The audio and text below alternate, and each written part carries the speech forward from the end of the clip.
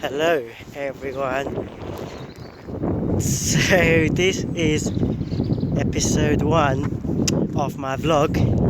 Yeah, raw and uncut. Basically, if you don't know me,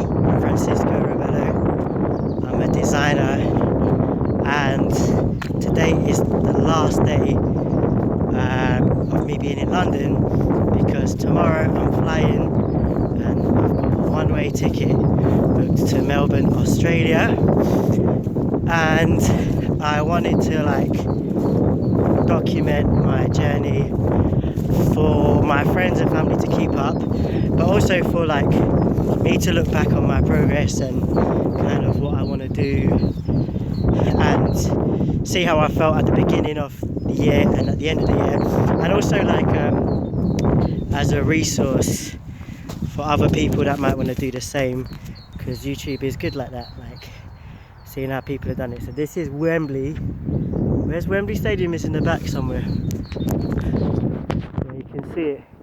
Yeah, I can't zoom, but yeah. And don't watch this top bun, it's just because I came from the gym. But so this is episode 1. I'm not even in Australia yet. This is the last day of London, and let me say, so I'm feeling a bit I'm feeling fine, but it's the last day and you feel a bit I don't know, just maybe a bit weird. I think when I actually say goodbye to my mum at the airport and my dad and stuff, maybe I'll feel a bit weird, but I'm done pretty much packing. All my documents and all that are set up, and I'm just gonna reshuffle my bags and later go for a meal with my mum and dad. And then my flight is tomorrow at 9 a.m. from Heathrow, so my mum and dad are gonna come with me. We're gonna leave here about 5, and hopefully I haven't overpacked and I don't have to reshuffle stuff in the airport, but it should be fine. But so yeah, I want people to look at this in the future, and maybe you want to work abroad and you might be looking at YouTube and you find this and you're how does it feel to leave?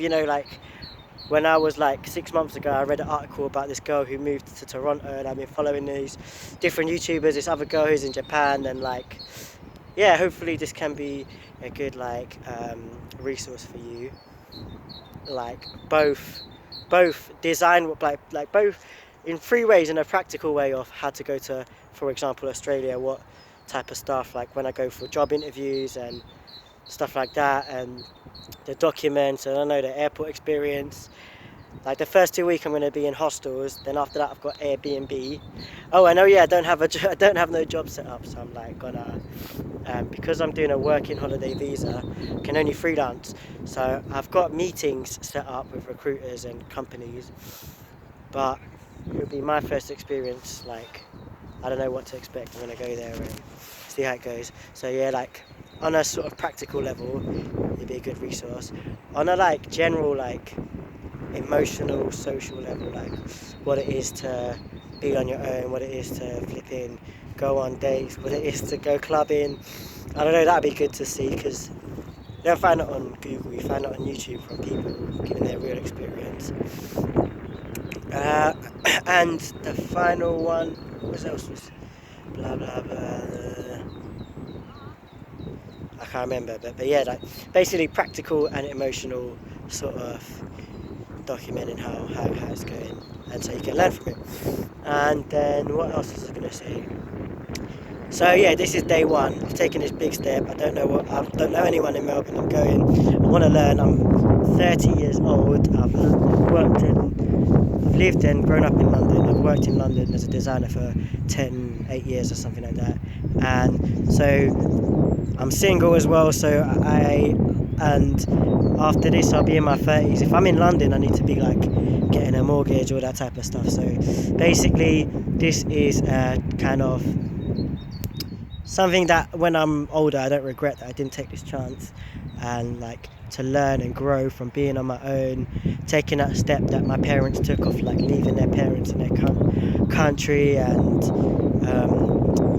yeah, the company I worked at last, Sapient, like everyone was from different parts of the country, different parts of the world, so they all left their families and homes and grown in that experience. So I want to do the same.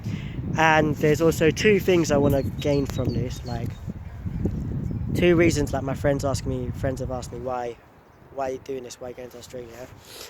First one is from when I looked at design in the university prospectus, I chose it because it seemed like an international thing. I remember opening my Apple iPod Nano and it said designed in California, and I thought that's sick. So like I always wanted to work in somewhere like San Francisco or Barcelona or Brazil or one of these cool places, and it just so happens that the visa is set up really nice for a British person.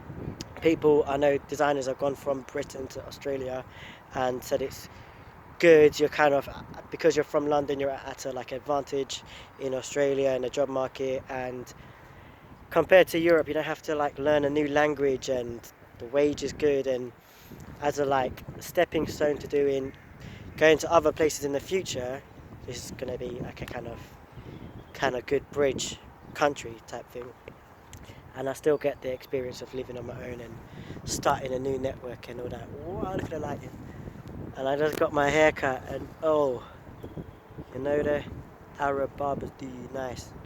And the second one is like confidence, like not for design reasons but for like personal reasons, like of just like growing as a person. Like I think in my 20s, my whole life, I've like come across confident, I've got a good like character and all that, but within myself I'm only like recently began to like shun lots of like inhibitions and insecurities that I grew up with, that I've let seep into me, like into my adult time, like thinking that I'm less good than other people, thinking that like, oh, for whatever different reasons, like physical, financial, um, racial, whatever like things that you've grown up to think that make you less than other people, I think subconsciously it's kind of gone into me. But and I need to go into my 30s and I need to like be bold and do big flipping things and flipping do creative, innovative things and not be scared to do them, basically. So um, yeah, going to Australia, being on my own, no friends, no family, like starting a network of people from scratch, being like the ups and downs of, I don't know, I'm going to be freelance, so there might be times when I don't have money or whatever, like rejection and different flipping things that happen in life. You know, you meet people that have like come from other parts of the world, and because they've been through that experience, they're stronger. They kind of like have a priority over different problems, and not small problems aren't big, you know. So I think doing this experience will help me grow for when I come back to London. And also, actually, let me say at this point, my plan here is, as I said, to work in many other countries. Yeah, so like this is like a stepping stone, that I come back to London and then work in other places in the world, like Europe, for example, because it's closer to home. But there isn't that age limit that Australia had. So yeah, that's kind of what my plan is. But it could be terrible and I could come home early. I don't think that would be the case. It could be amazing and I decide to stay, which I don't want to be the case, but if it's amazing, it's amazing, isn't it? I can't knock that. Who knows? And then imagine that. So what is it now? 25th of January 2019. It will be very funny to look back at this video in weeks, months, years, a year from now, and just see what I was saying and how I was feeling and what the end result is. what happens. Like, am I broke? Am I the father of flipping babies? I don't know. But yeah, there's Wembley. Can't see it. Wow. Is there anything else I want to say? I don't know. Yeah, just keep locked in it.